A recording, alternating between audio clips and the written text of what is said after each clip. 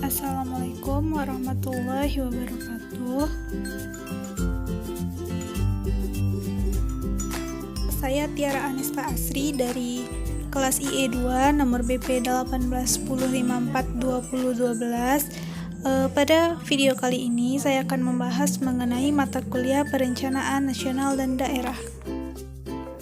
Kita akan berfokus kepada pembahasan mengenai perencanaan pembangunan kota di negara Singapura dengan studi kasus yaitu Marina Bay Sands. Sebelum kita masuk ke pembahasan mengenai studi kasus tersebut, ada baiknya kita mengulang apa itu yang dimaksud dengan perencanaan pembangunan. Perencanaan pembangunan merupakan cara atau teknik yang digunakan dalam mencapai tujuan yang diinginkan dalam proses pembangunan, sehingga mampu mewujudkan masyarakat yang maju, makmur, dan juga sejahtera. Tujuan dari pembangunan dilakukan untuk mencapai perkembangan sosial ekonomi yang mantap, atau steady social economic growth, yang tercermin pada pertumbuhan ekonomi yang positif. Dalam perencanaan pembangunan itu tentunya terdapat beberapa masalah-masalah, sehingga untuk mengatasi hal tersebut sebelum pembangunan dilakukan, haruslah ada strategi dan kebijakan yang tepat dalam menjalankan pembangunan nantinya, sehingga kendala dapat diatasi bahkan diantisipasi dengan tanggap, dan setiap negara pasti akan berbeda strategi dalam mengatasi pembangunannya. Salah satu contoh yang akan kita bahas pada video kali ini yaitu pembangunan di negara Singapura.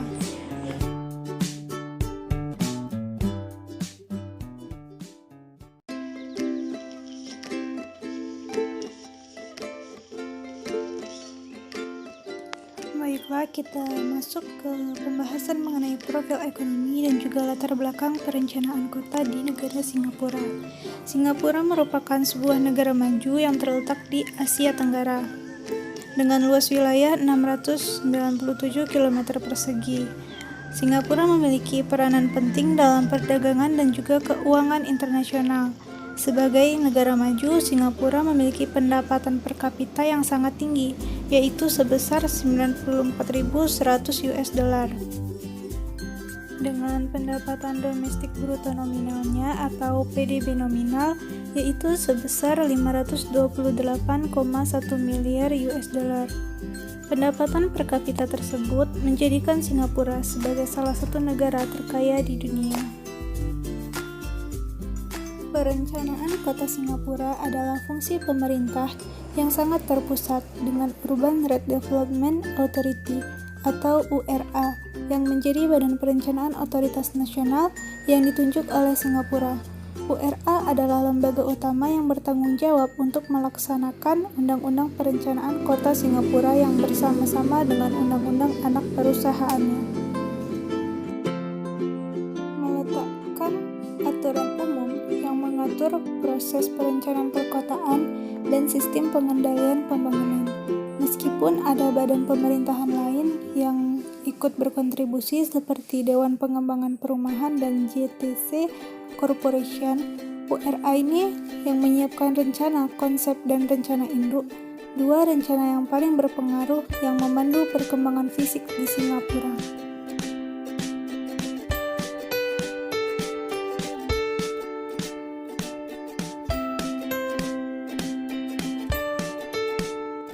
Pembahasan kedua mengenai studi kasus ini yaitu tentang strategi pembangunan kota di negara Singapura. Strategi untuk mewujudkan visi yang baik dan sangat maju jauh ke depan sudah dimulai sejak tahun 1971 yang dimuat dalam The Concept Plan, yaitu peta pembangunan 40 hingga 50 tahun ke depan.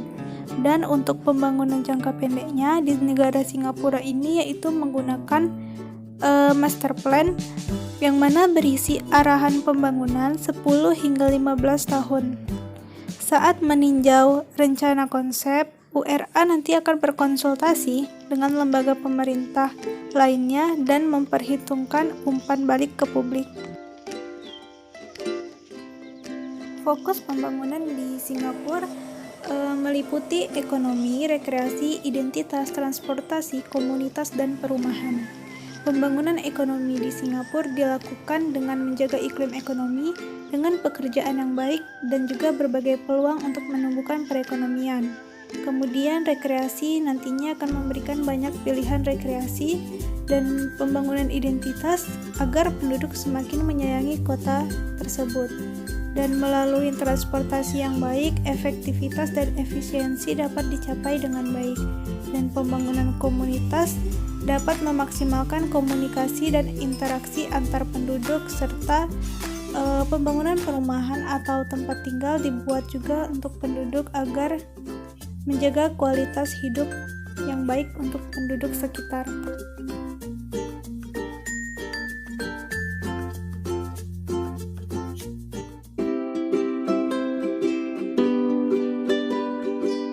Strategi yang pertama yaitu The Concept Plan.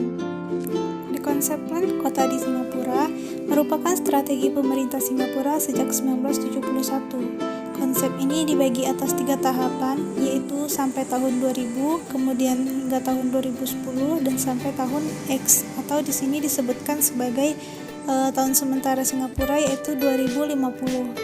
Salah satu konsep yang digunakan di dalam konsep plan ini yaitu Living the Next Lab, dengan visinya satu pusat pelayanan masyarakat, yaitu meliputi perkantoran, perdagangan, transportasi, pendidikan, dan sebagainya.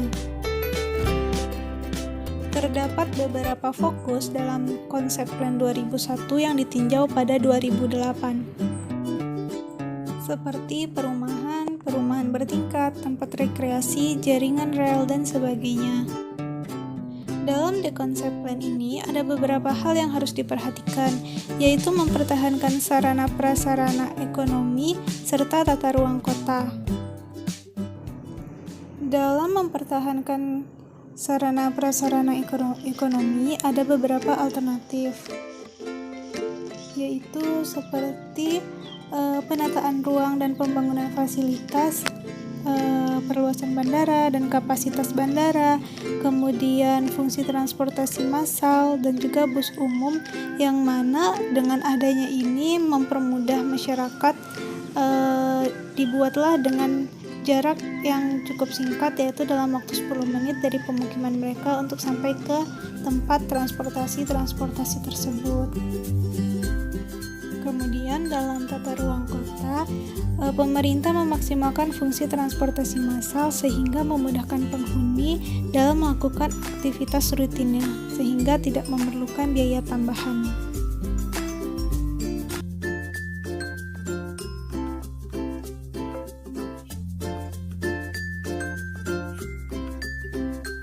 Kemudian strategi selanjutnya yaitu dengan master plan. Master plan kota di negara Singapura dengan tahapan awal yaitu membuat undang-undang penggunaan lahan berdasarkan zona yang telah ditetapkan. Penetapan undang-undang agar peraturan ditegakkan lebih mudah karena memiliki kekuatan hukum, dan zonasi agar mengatur tata guna lahan kota tersebut. Setelah pengaturan tata guna lahan, kemudian penetapan tingkat penggunaan dan juga intensitas penggunaan lahan oleh pemerintah. Dalam master plan, hal yang harus diutamakan yaitu tentang penjualan tanah dan juga koordinasi pembangunan. Dalam hal penjualan tanah, di Singapura yang harus memenuhi proporsi paling banyak yaitu pemerintah, yang mana nanti pemerintah ini menugaskan Urban Redevelopment Authority atau URA sebagai agen utama dalam melakukan penjualan tanah.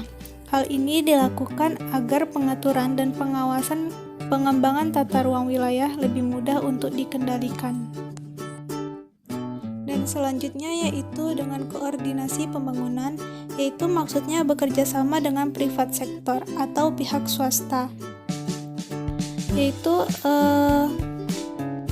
melalui konsultasi terkait proses-proses perencanaan dan segala hal yang berkaitan dengan perencanaan, agar hasil pemikiran dari seseorang yang sudah ahli di bidang tersebut nantinya dapat mewujudkan efektivitas serta efisiensi dalam pembangunan.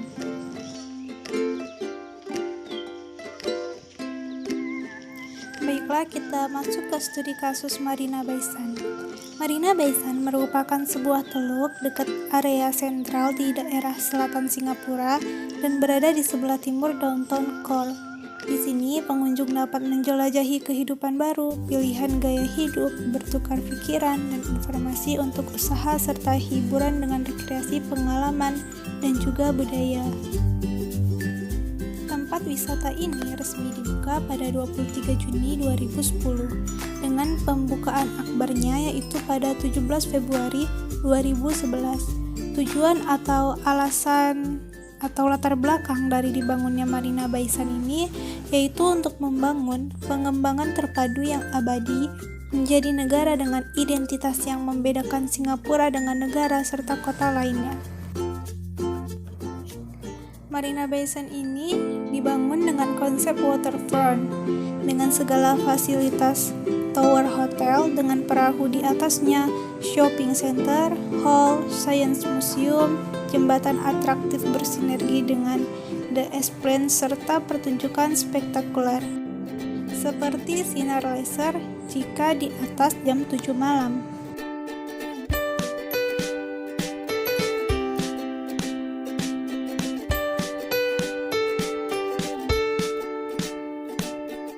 Selanjutnya kita bahas bagaimana perencanaan Marina Bay Sands, yaitu menggunakan master plan. Pada saat itu Teluk Marina itu menitik beratkan kepada kegunaan campuran, meliputi daerah komersial, pemukiman, hotel, dan hiburan untuk menjaga agar daerah ini tetap hidup sepanjang hari, atau ini yang disebut dengan abadi pada pembahasan sebelumnya tadi.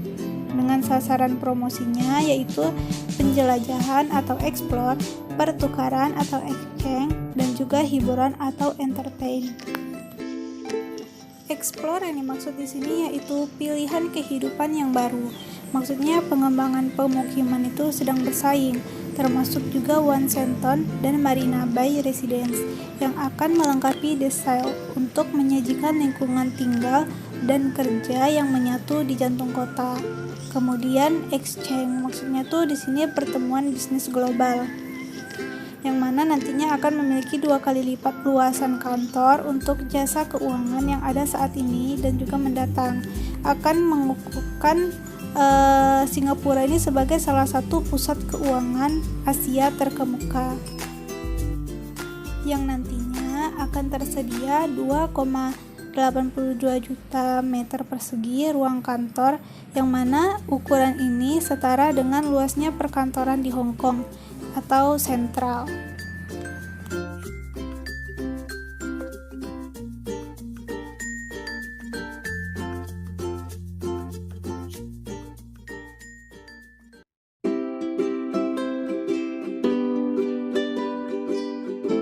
Kemudian yang selanjutnya yaitu entertain, dimana ini sebagai pelengkap semua aktivitas dengan menyediakan lebih banyak pilihan hiburan di daerah ini, bersama juga dengan tempat hiburan serta tempat-tempat belanja yang sudah ada seperti Esplanade, Marina Square, dan juga City Shopping Center, dan juga tempat-tempat belanja lainnya yang telah ada di daerah tersebut.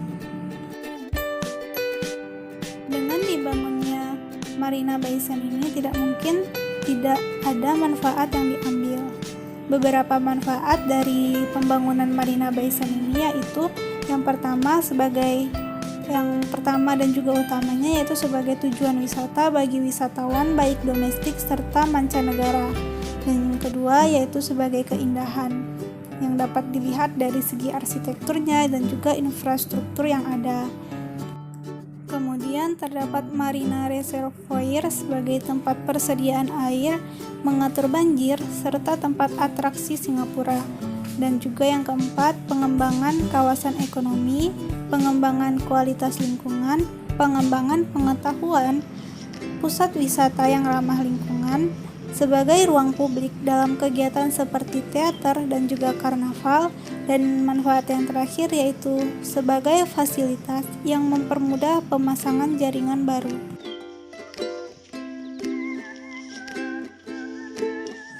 Sekianlah pembahasan mengenai perencanaan kota di negara Singapura pada kali ini. Sampai jumpa di materi selanjutnya. Terima kasih. Wassalamualaikum warahmatullahi wabarakatuh.